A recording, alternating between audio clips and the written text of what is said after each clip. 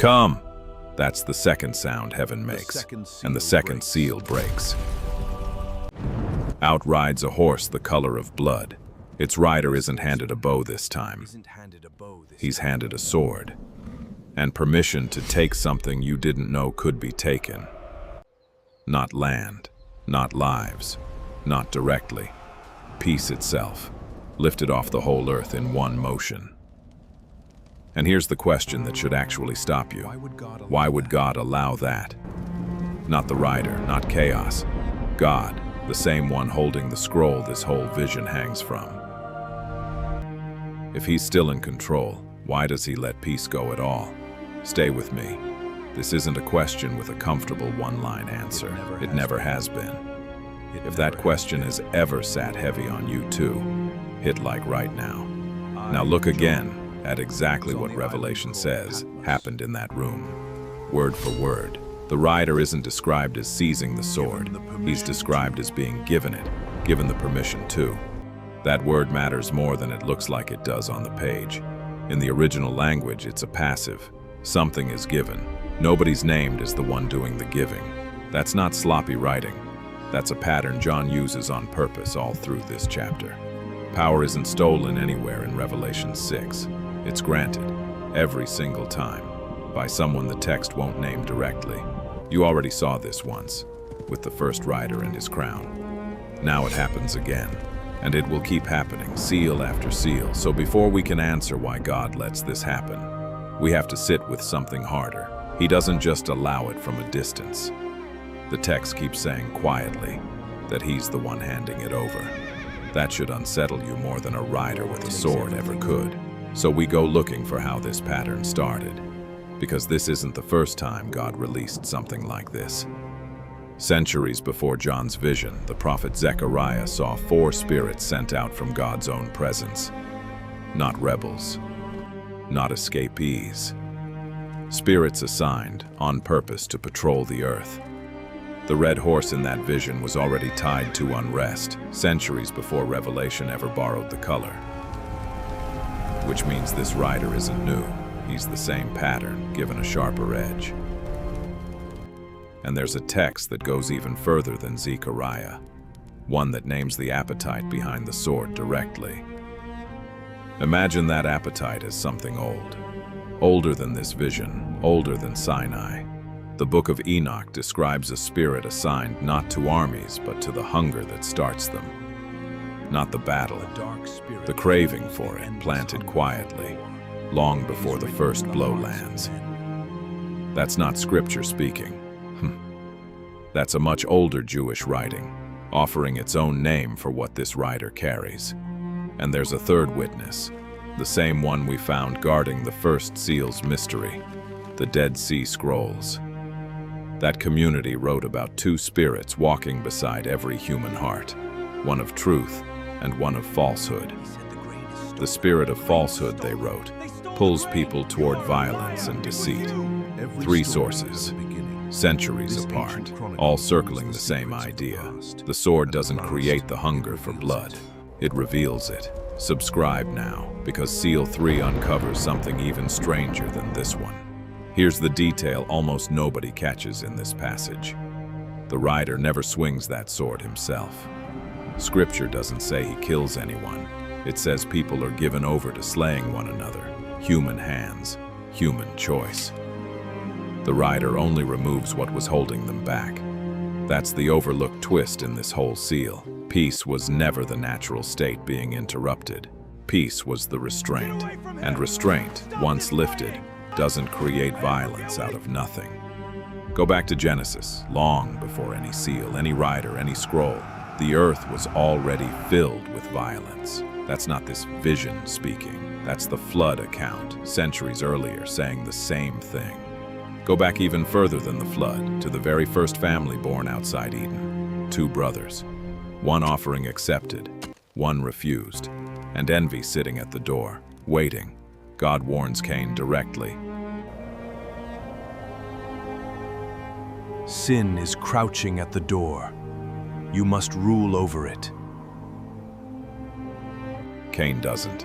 He lets it in. And Abel becomes the first man to die at another man's hand. Scripture even says his blood cried out from the ground after, the first recorded cry for justice in human history. No seal had broken yet, no rider had ridden. The sword was already loose in the human heart.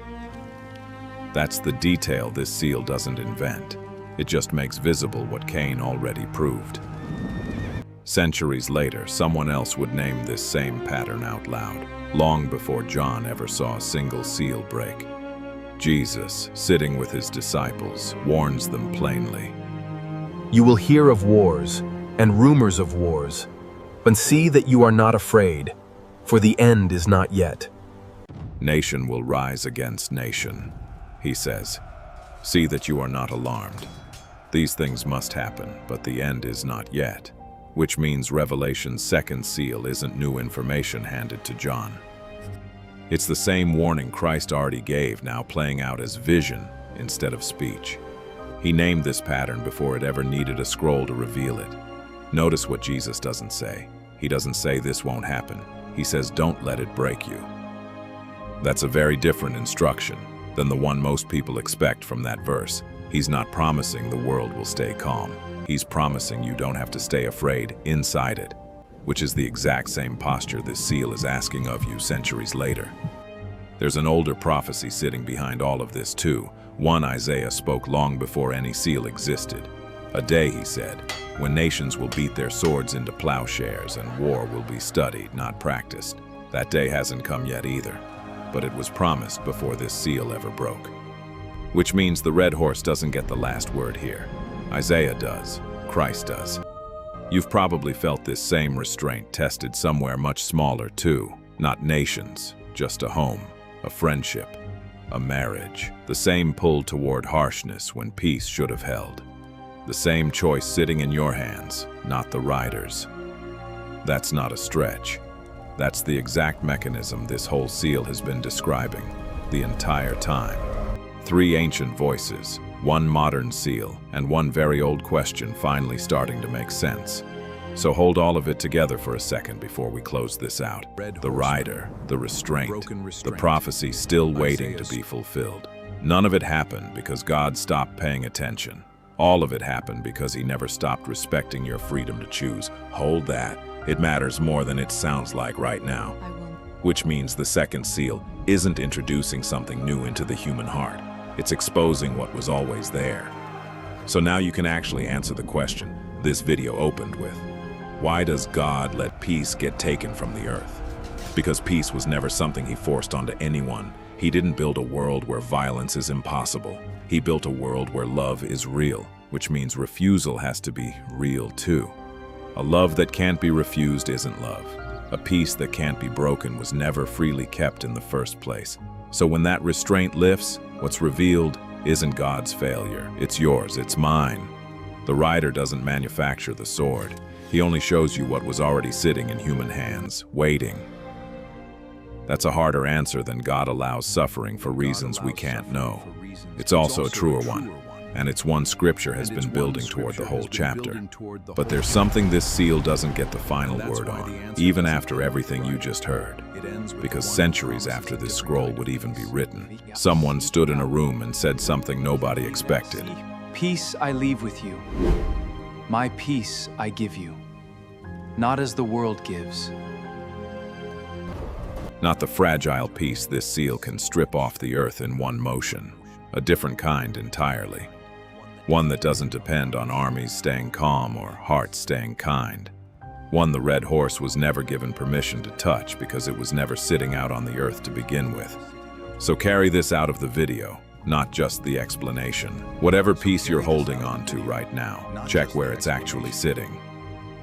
If it depends on the world staying calm, this seal already told you how fragile that is.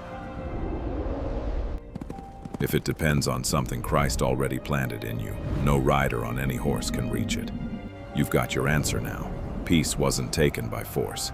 It was withdrawn, and it revealed us. But the third seal doesn't carry a sword. It carries scales, and an economy nobody's ready for. If you want to see what that rider takes next, comment third seal, and subscribe, because this scroll still has 5 seals left to open.